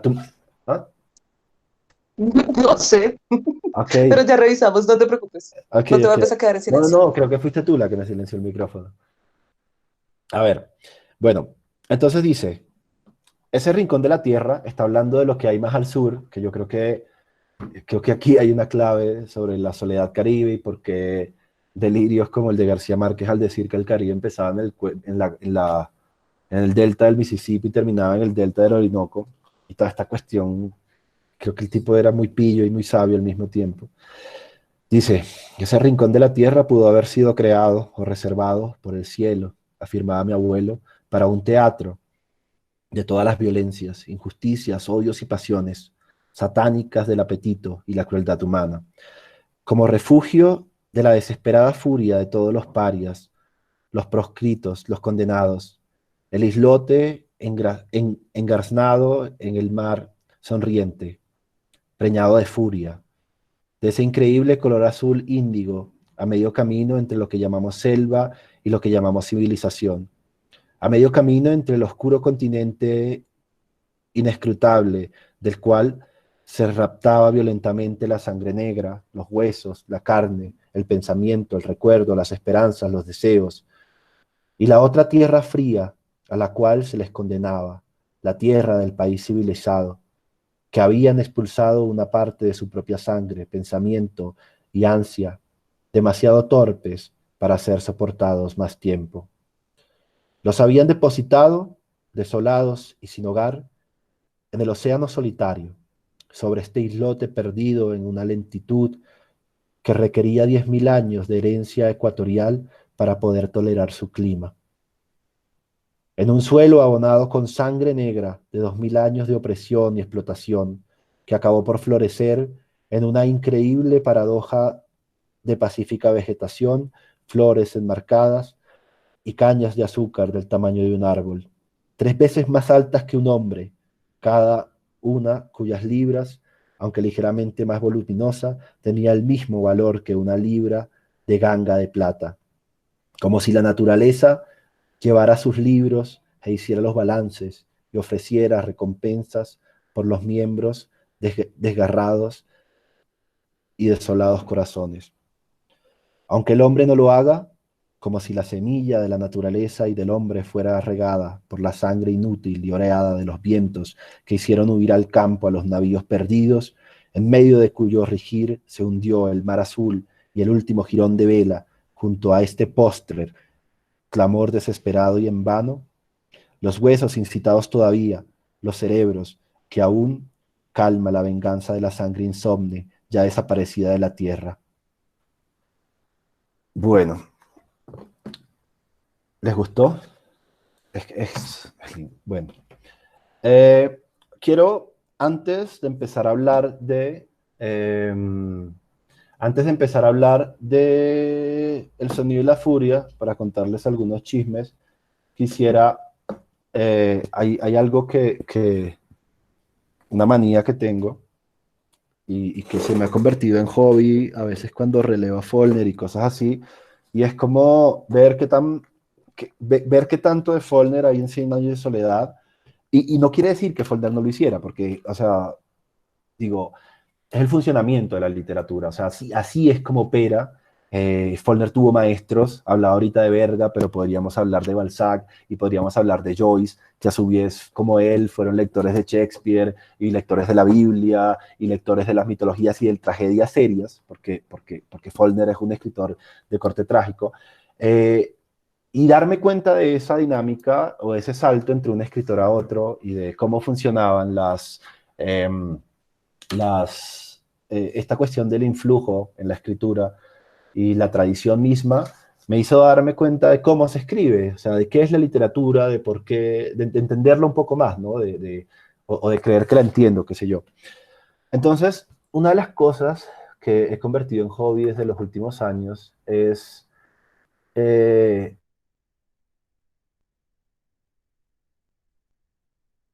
no sé, entonces lo último que encontré fue esto. O sea, tengo 2 daticos para que los cuenten para que los cuenten en sus cócteles online, por supuesto.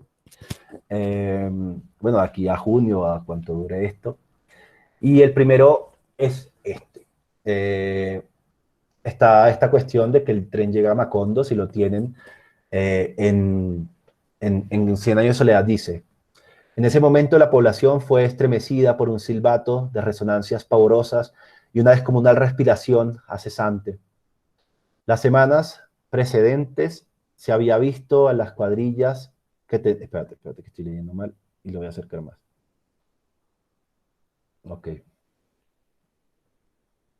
La respiración cesante. Las semanas precedentes se había visto a las cuadrillas que tendieron durmientes y rieles, y nadie les prestó atención porque pensaron que era un nuevo artificio de los gitanos que volvían con su centenario,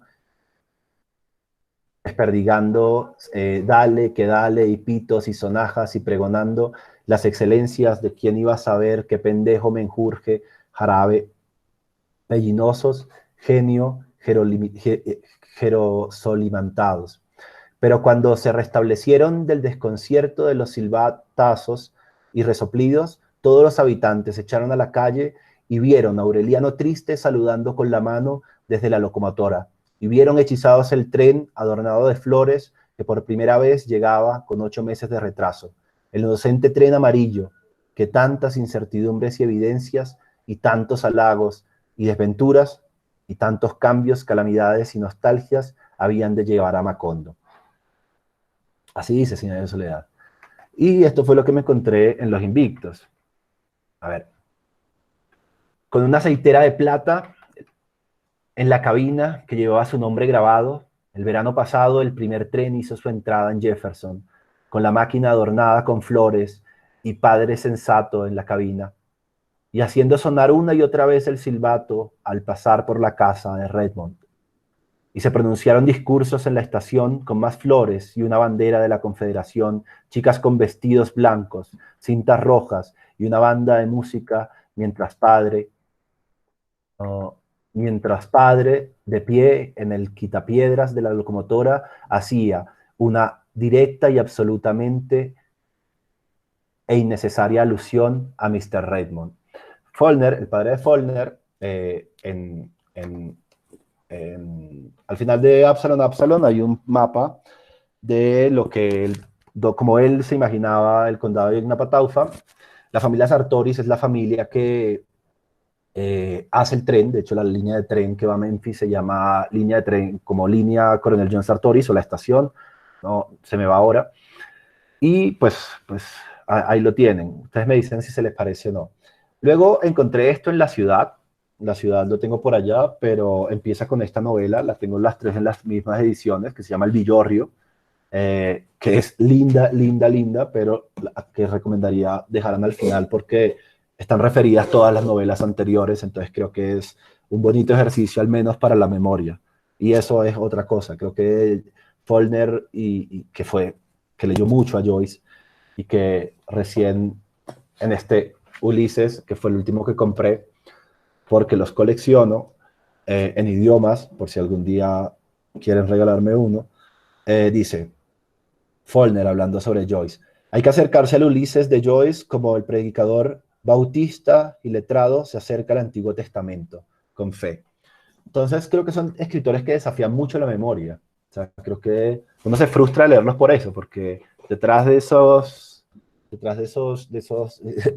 esas parrafadas hay alguien que dijo: voy a complicarle la vida a otra persona, y no sé, yo me imagino algunas cosas que el tipo escribe riéndose mientras las escribe y diciendo: esto no lo va a entender nadie, pero mejor así porque soy Follner, y se acabó. Ahora, 100 años de soledad. Párale bolas al galeón en Macondo. Entonces dice: cuando lo despertaron, ya con el sol alto, se quedaron pasmados de fascinación. Frente a ellos, rodeados de lechos y palmeras, blanco y polvoriento en la silenciosa luz de la mañana, estaba un enorme galeón español, ligeramente volteado a estribor. De su arboladura intacta colgaban las piltrafas escuálidas del velamen, entre las jarcias adornadas de orquídeas, el casco cubierto con una tersa coraza de rémora petrificada y de musgo tierno. Estaba firmemente clavado en el suelo de piedras. Toda la estructura parecía ocupar un ámbito propio, un espacio de soledad y de olvido, vedado a los vicios del tiempo y a las costumbres de los pájaros. En el interior, los expedicionarios, bueno, luego, la tuve fácil, porque ustedes recuerdan que la primera edición de Cien años de soledad tenía el barco. Y pues yo dije, cuando lo leí, por eso cuando lo leí en la ciudad de Follner, casi me olvidé para atrás porque ese barco creo que hace parte, es demasiado parte nuestra, o yo que conozco algunas ediciones y todavía no me he encontrado esa primera, la tengo muy presente. El barco en Jefferson. Allí estaba tumbado a sus pies, estratificado y por supuesto osificado y duradero, junto con el delicado polvo de los fantasmas, las ricas tierras del aluvión en el que luchó el río viejo de Izabispeja, el salvaje rey Chickasaw, en sus esclavos negros, en su hijo y en su hermana, Destino, que abrió camino, ¿qué? Y en su hermana llamada Destino, que se abrió camino hacia el torno mediante el... Espérate, a ver. Allí estaba tumbado a sus pies, estratificado, y por supuesto osificado y duradero, junto con el delicado polvo de los fantasmas, las ricas tierras del aluvión que esto tierras del aluvión, creo que, bueno, en fin. El hecho del río Ibaste, no sé qué, que es una palabra en Chickasaw, con sus esclavos negros y el hijo de su hermana llamado Destino, que se abrió camino hasta el torno mediante hacia el trono, mediante, ay, espérate que me enredé por la dislexia, que se abrió camino hasta el trono mediante el asesinato, y según contaba la leyenda, o más bien la crónica, puesto que en mi infancia había ancianos en el condado que lo vieron con sus propios ojos, robó un barco de vapor completo e hizo que lo arrastraran intacto 18 kilómetros tierra adentro para convertirlo en un palacio que enseguecería que engrandecería sus pasiones. ¿Se les parece? Este es un rey indio que es un rey indio que lleva un barco y los lleva luego, mete un barco a tierra firme y bueno. Ahora, hay una cantaleta que le echa la mamá de Benji a Quentin, la mamá de Quentin a Quentin, y pues esto lo pueden ver después. Pero está, digamos, les puedo leer como el tono del monólogo de Caroline Compson, que es la mamá de los hermanos del Sonido y la Furia, y luego ustedes leen, por ejemplo, la cantaleta de Fernanda del Carpio, que es esta bueno, que es famosa también en Señor de Soledad, porque es casi una página o 2 páginas digamos, sin un solo punto. Entonces, más o menos el tono y seguimos. Dice Caroline Compson: ¿qué habré hecho yo para tener hijos como estos? Benjamin ya fue suficiente castigo y ahora ella no se preocupa de mí, de su propia madre. Por ella he sufrido y soñado y he hecho planes y me he sacrificado y he hecho todo lo posible, pero desde que abrió los ojos no me ha dedicado un solo pensamiento generoso a mí, que soy su madre, a mí. Y me pregunto cómo puede ser que una hija mía, menos Jason, que no me ha dado un solo disgusto desde la primera vez que lo tuve en mis brazos, y entonces supe que sería mi alegría y mi salvación, y yo creía que tenía suficiente castigo con Benjamin por los pecados que haya cometido, por haber dejado de lado mi orgullo, etc. Así sigue. Luego tienen el monólogo de, a ver, para solamente el tono, llamándola santurrona, llamándola farisea, llamándola lagarta y hasta amaranta, que en paz descanse, había dicho en viva voz que ella era de las que confunden el recto con las témporas, bendito sea Dios, qué palabra, y ella había asegurado tal, bueno. Igual esto todo tiene que ver con el monólogo de Molly Bloom, que está en el último capítulo de Ulises, que es como, según, pues, digamos, uno de los capítulos que facilita el entendimiento sobre todo el capítulo, si no quieren leer el libro del monólogo de Molly Bloom, facilita un poco este tipo de lecturas porque repito que Faulkner leyó bien a su tiempo. Pasemos a Mientras agonizo. Aquí al Sonido de la Furia. Dímelo. Luis, Dímelo. ¿te parece si dejamos hasta las 5:35 y pasamos a preguntas del público? Bueno, listo. Entonces. ¿Listo? Listo. ¿Preparados entonces todos? Bueno. Ahí, este libro es lindo. Vayan y los que salgan con ganas de acá, no vayan, pídanlo. Por lo siguiente, empieza con una cita de Macbeth, cuando está a punto de morir Lady Macbeth. O sea, pasa un año, como unos años en el interín, creo que son 10, no recuerdo.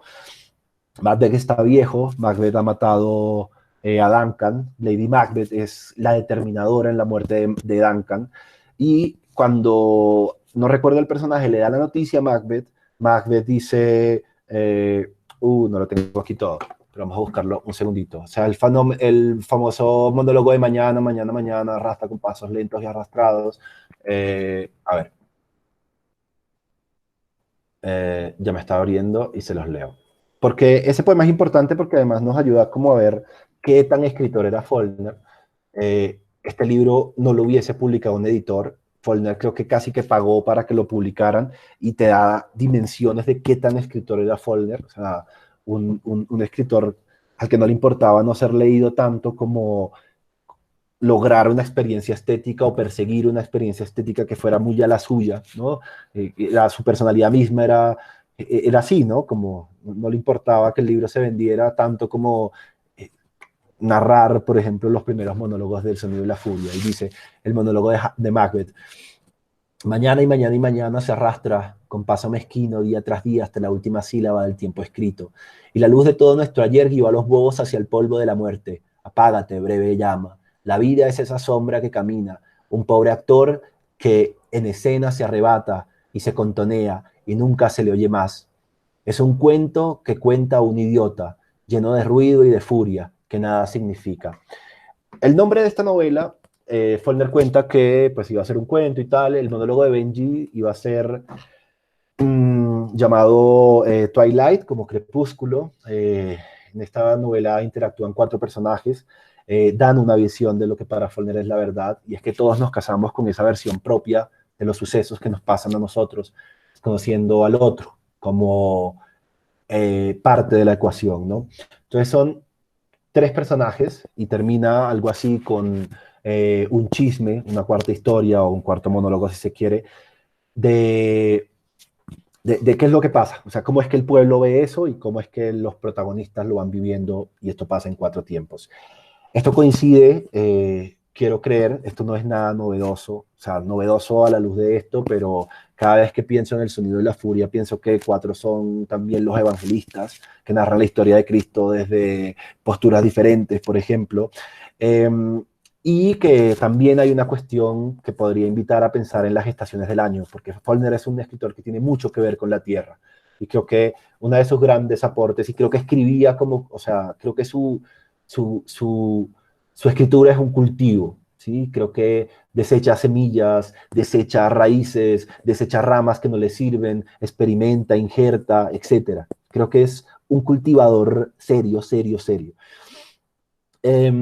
Aparte, esta cuestión del tiempo, que el primer personaje es Benji, el segundo es Quentin, que está desesperado. Benji es el loco y Jason, que es el más cuerdo de los dos, pero es un tipo absolutamente, como se dice, un sádico, o sea, no propiamente, pero es de alguien que si uno escucha hablar diría ese tipo es un sádico.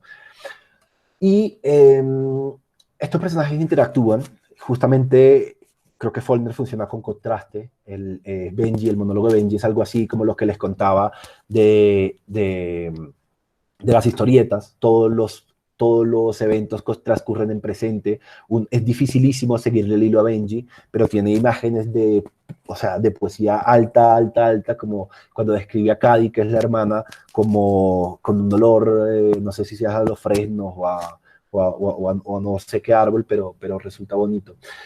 Pero está desprovisto no solamente de racionalidad, porque creo que ahí Follner plantea la racionalidad o la razón como la posibilidad de ligar esos acontecimientos dentro de la página del cómic, ¿no? O sea, venimos con un chip, aprendimos o nos instalaron un programa en el que todo se lee de izquierda a derecha y de abajo hacia arriba. Entonces Follner figura la locura a través de esa incapacidad de guiar, ¿no? Luego, el personaje lindo, los 2 personajes siguientes son lindos porque son los que tienen conciencia, ¿sí? Y creo que el I Ching, que es un oráculo chino, cuando habla de la gracia, y con esto termino, se refiere al santo y al héroe. La gracia es el hexagrama de los artistas en el I Ching, que es un libro taoísta. Y yo creo que cala, porque creo que Quentin, que no está loco, pero sí está desesperado y al borde del suicidio, piensa incluso más caóticamente, en términos que son incluso mucho más caóticos que los de Benji. Y creo que bueno, la gracia en el I Ching hace la distinción entre el héroe y el santo. Y creo que a cada uno le atribuye tanto a Quentin como a Jason desempeñan un papel en la novela. Quentin es el santo en la medida en que se lo soporta todo y prefiere morir. Prefiere morir para que la historia siga, porque considera que la historia puede seguir sin él y le puede dar la vida a la historia para modificarla o para que todo sea más llevadero porque ha tenido una decepción amorosa. Jason, en cambio, me parece que es el héroe, porque aparte de ser el menor de los hermanos y el testigo de todo, uno llega a compadecerse de él, a pesar de que sea un personaje de verdad sádico y tremendamente despiadado y bueno. Pero creo que llega a ese tipo de contrastes, ¿no? Como, como apasionarse de un sádico, creo que ya es diciente por sí mismo. Por último, y cerrando, cuando se encarreten con todo, ahí les muestro.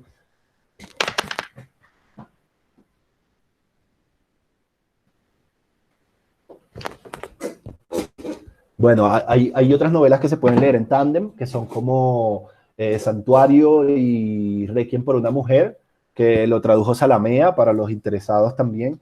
Y, digamos, esto es como lo que me terminó de volar la cabeza de Follner, que vendría a ser esta trilogía que se las estaba mostrando, que es El Villorrio, la segunda que es La Ciudad y la tercera que es La Mansión, que viene a ser donde es esta saga donde el que le vendía, o sea, así de vasto es el universo Follner, que estos son como los últimos libros, al menos de la saga de Yogna Taufa, y en este libro, en esa trilogía, asciende el tipo que aquí en Los Invictos le ayudaba a la abuela Sartoris a vender los caballos a los soldados de la Unión. Entonces, mi invitación es a leerlo, a obsesionarse. Los que quieran escribirme y hablar sobre Follner es una de mis cosas favoritas. Y si quieres, damos paso a las preguntas. Vale, ahora invitamos a nuestros asistentes a activar sus cámaras y sus micrófonos. A partir de este momento ya somos libres para hablar. Pero que no se han dormido. Hola, Hans. ¿Qué más? Muy interesante la charla, la verdad. También me gusta mucho Follner, bastante. Digamos que Follner ha sido como un maestro, ¿no? Uno puede percibir ecos de él en García Márquez, pero pues no solamente en él, ¿no? Está Onetti, por ejemplo, que también es como, no sé, una dialéctica negativa, por así decirlo. Está pues un escritor como Javier Marías, que ya más contemporáneo, como Saer incluso. Entonces como que uno va mirando la genealogía, ¿no? Hay otro escritor español que se llama Juan Benet, que Claro. también hace lo mismo que Follner, que bueno, vamos a crear una región que no existe también, como que todos Él están hace, ligados. él hace el prólogo de Las Palmeras Salvajes en la edición de DAF. Sí, O sea, sí, él es el que termina como más o menos explicándonos a todos qué es lo que hizo Follner en Las Palmeras Salvajes. Bennett quiero decir. sí, Juan. Y pues como que todos tienen las genealogías y todos tienen la influencia de Follner. Uno podría decir, bueno, es uno de los escritores del siglo XX. Yo quisiera, pues, saber básicamente, quisiera preguntarle acerca de pues, esta experiencia de Follner, ¿en qué otro escritor lo ha podido percibir? Sí, pues, a ver, pues lo que pasa es que yo creo que funcionó hacia atrás, pues obviamente, indudablemente Onetti, cuando uno lee, por ejemplo, sí, no, los adioses, yo lo descubrí con Onetti antes de las entrevistas en una novela que a mí me parece bellísima, bellísima, bellísima, que se llama Para una, marica, además el título creo que es medio folderiano, ¿no? Para una tumba sin nombre, que es sobre una vieja que tiene como una cabra y donde hay una triple o cuádruple negación de lo que está ocurriendo en el relato y que es bárbaro. Yo lo veo mucho, o sea, lo he visto en Cortázar, digamos, hay cosas de Las Palmeras Salvajes que he visto en Cortázar, pero pasa que también veo mucho a Joyce en Follner, ¿sí? O sea, como a la inversa. O sea, no lo veo y no lo veo, o sea, digo, como todo el experimento, toda la cuestión se me hace muy Joyce. A ver, yo podría verlo, por ejemplo, en Foster Wallace, me parece que llega a experimentos por la misma línea. No son de la misma región, pero creo que a los dos les interesaba al menos el mismo tipo de novela, ¿no? Esta novela polivalente y esta novela absolutamente... Andrés Hoyos me corrigió, yo creo que toda la obra de Faulkner es una gran novela, ¿sí? Como se podría leer, no sé, Busca del tiempo perdido o qué sé yo. Creo que es una gran novela y que creo que es de esas novelas tótem, de esas novelas catedrales donde no se pierde, ¿sí? Y creo que Foster Wallace podría conversar con eso en la medida de la multiplicidad de personajes. Hablo de la broma infinita, de la multiplicidad de personajes, de estas conexiones súper intrincadas y que no terminan de cuadrar. También la oscuridad, porque también me hace falta, me parece que Faulkner es de los que no cuenta, de los que prefieren no contar, sino inducir y tal. Entonces, por ahí. Vale, muchas gracias. No.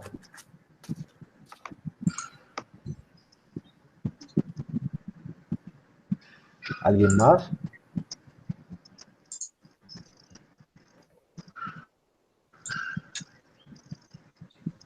Tenemos unos malpensantes tímidos hoy, pero yo sí tengo una pregunta del ruido y la furia. Sobre todo cuando tú hablas del río como metáfora del tiempo, me acuerdo mucho del amor en los tiempos del cólera. Ese momento en que ellos van y vienen por el río y no se pueden bajar. ¿Qué dices? Les voy a tirar un dato. ¿Inspiración o No, pues, o sea, porque es que fue algo más? no, creo que el fenómeno está atravesado por el río, o sea, creo que el río, o sea, y por lo mismo, bueno, voy al tema de la tradición.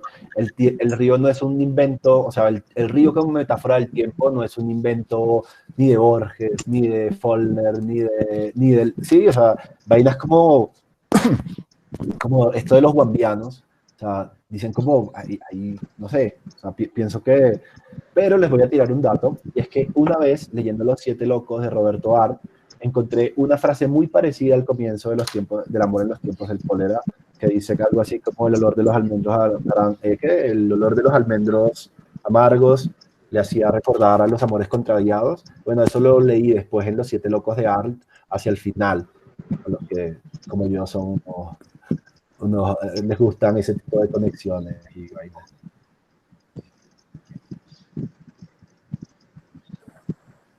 Bueno, Felipe, tenemos hoy unos malpensantes un poco tímidos. Por favor, recuerden que pueden escribir sus preguntas al chat.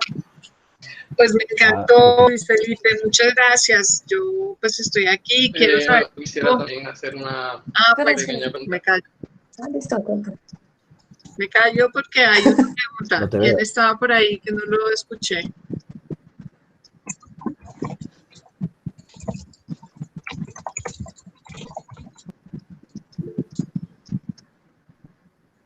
¿Sabes qué? O sea, no la he leído. Me preguntan por el chat qué pienso de la obra poética de Faulkner.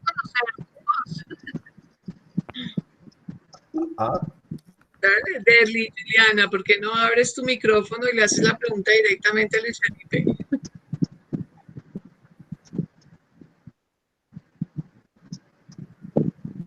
No quieres, Derly. Bueno, Buenas tardes. ¿cómo estás? Bien, gracias. Quería saber qué piensas de la obra poética de Faulkner, de Visión en Primavera.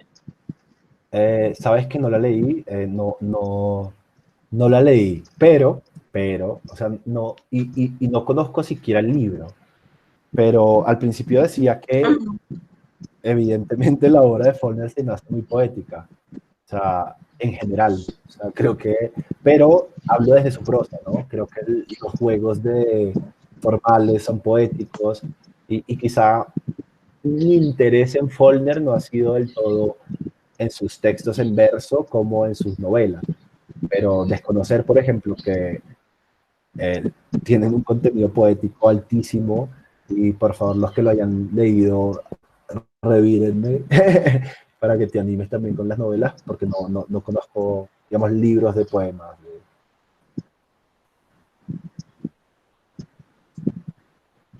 Ah, ok.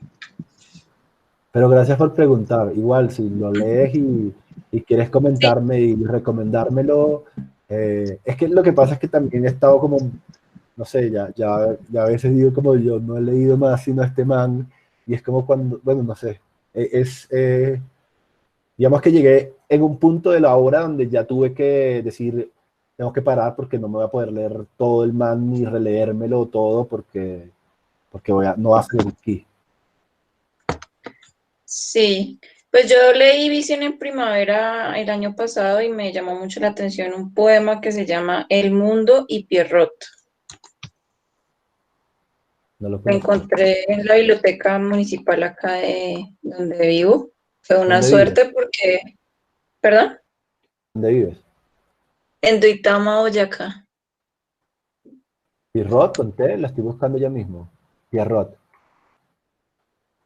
Sí, sí, un poema de Visión en Primavera que se llama El Mundo y Pierrot. Bueno, Ese para los poema me llamó interesados, especialmente la atención. Polner también tiene un libro de cuentos infantiles, como un libro álbum que se llama El Álbum de los Deseos. Ujú.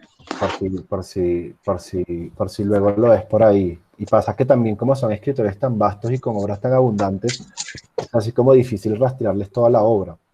Cuando hablaba Sí, yo de que claro. tenía toda la obra, aquí me refería a las novelas, o sea, a las novelas. Sí, más que todo a la prosa, sí, entiendo. Sí, además porque fue un tipo que escribió mucho en periódicos, etcétera. Ah, sí. Ujú. Yo te dije, los Muchas malpensantes gracias. son lo máximo, ya te dejaron tarea. Bueno, pues aprovecharé que este fin de semana me voy a quedar en casa para leer. Yo Vale, muchas quiero decir gracias. algo a Luis Felipe. Hola, ¿cómo Desde vas? Mosquera, bueno, yo soy Eliana, y cuando estaban hablando aquí de los lugares comunes entre García Márquez y Faulkner, el río pues era una imagen bien interesante, ¿no? El río o la imagen del tren. No sé si has leído, Luis Felipe, Absalón, el exterminador de Sábato, Salvador. de Salvador. Sábato. No lo Sí. leí todavía. ¿Por qué? No. Bueno, porque quería comentarles justamente sobre los lugares comunes que hay en relación a los dos escritores, ¿no? Entonces, como esto, quería hacer como esa pequeña intervención, ¿sí? Cuando lo relacionaba. ¿Y por qué hablaste de Abadón el Exterminador? Que él habla justamente de los Que lugares comunes que hay dentro del compromiso de ser escritor. Claro. Pues Sí. hay algo lindo que le escuché a Alan Moore en una entrevista que tiene que ver con la soledad de los escritores y que a veces los escritores, pues escribir es un oficio solitario y que él a veces estaba leyendo en su casa o escribiendo y tenía 1 o 2 cuadros con escritores por ahí para recordarse que tenía todo ese apoyo, ¿no? Como que no era el único solo y que no estaba luchando una lucha, o si se puede llamar lucha a lo que se hace con la escritura literaria. Pero que él decía como que no estaba solo en la medida en que podía relacionarse con otros escritores que ya habían muerto. Y eso me lleva a pensar en que uno necesariamente, hay tantos libros y la literatura es tan vasta y tan hermosa que uno necesariamente se ve obligado a escoger sus influencias, ¿no? O sea, creo que leerlo todo es una empresa, no sé si recomienda, bueno, termina uno como el Quijote o algo así, pero creo que también tiene que ver eso, ¿no? Como que uno en la escritura a veces hace tándems con otros escritores o hace matches y creo que uno termina casi como casándose, como conociendo su vida, el nombre de su mujer, vainas así. Diana Castro Benetti, nuestra directora, tiene una pregunta. Diana, ¿nos escuchas? Bueno, yo tengo como... Démosle paso a Daniel. Mario. A Mario. Sí. Bueno, bueno, yo tengo como, digamos, una pequeña reflexión al respecto de todo esto y también una pregunta. Bueno, a mí me parece muy curioso cuando se está hablando de y todo eso, que evidentemente viene como el contraste o la comparación con García Márquez, que obviamente se inspiró en él pues por todo este asunto de los lugares imaginarios, digamos, de uno puede encontrar muchas similitudes entre todos los lugares, sobre todo porque García Márquez hace uso más que todo de esos lugares en la costa, pero bueno, digamos en las obras más notables, como puede ser el funeral de la Mamá Grande o la Hojarasca, no es la costa del mar como tal, sino es más orientado como a la sabana, ese asunto. Hay muchas similitudes, tanto hasta el punto de que todo aquello que hizo famoso a García Márquez o que lo catapultó era siguiendo un estilo que fue derivado del de Faulkner, obviamente con su sello propio, de realismo mágico y todo el asunto, pero es tomando ese estilo que él, digamos, cuando él lea Faulkner, él se basa mucho en eso.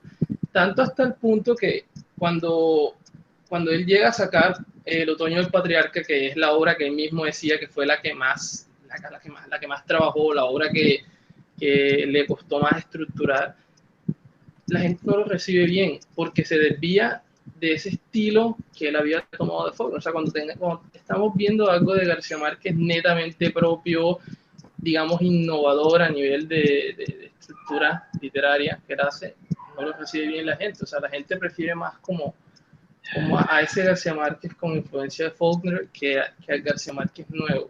¿A qué podría deberse eso? Pues esta es una pregunta que no te puedo responder del todo, pero yo creo que uno no se desembaraza completamente de las personas a las que uno ama, incluyendo los autores, ¿no? O sea, no sé, o sea, creo que no creo que se haya desvinculado del todo de Faulkner, pero no sabría responderte.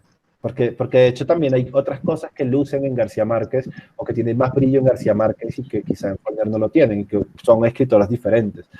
Yo hacía el paralelo porque tiene que ver con mi pasión por Faulkner. O sea, porque mi pasión por Faulkner pasa por García Márquez, pero no sabría decirte por qué la gente no recibe al García Márquez menos Faulkner o más Faulkner, porque a mí me gustan ambos, no como por lo que son, como cuando no es amigo, como cuando no es muy amigo de una pareja. Creo que pasa así. Entonces, luego se divorcia la pareja y pues sigue la amistad con los dos, se acabó, no sé. Pero como que uno no conoce los motivos a detalle, además que hay una cosa que creo que es, no sé, por ejemplo, Faulkner no le interesaba el lector tanto como intuyo que García Márquez, creo que le importaba un poco más el lector, porque lo puedo jugar desde su lenguaje. Entonces, digamos, no sé si por ahí tomar una actitud no tan permisiva con el lector, tan complaciente con el lector, por decir cualquier cosa, no es una actitud faulkneriana, ¿me entiendes? Y también porque creo que este tipo de relaciones permiten cuánta cosa que no podría saber si sí o si no.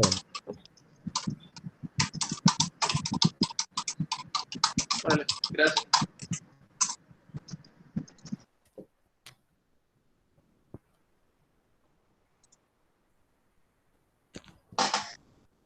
Listo.